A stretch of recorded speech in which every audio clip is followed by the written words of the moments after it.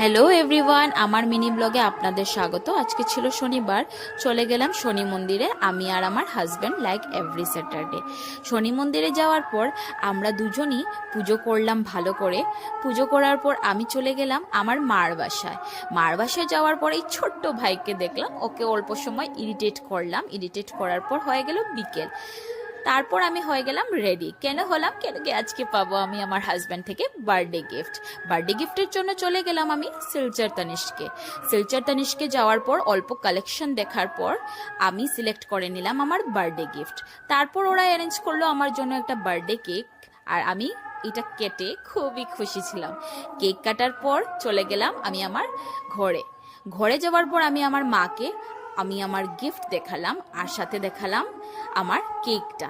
যদি কিছু ভালো লেগে থাকে then do like, share and subscribe to our channel. By.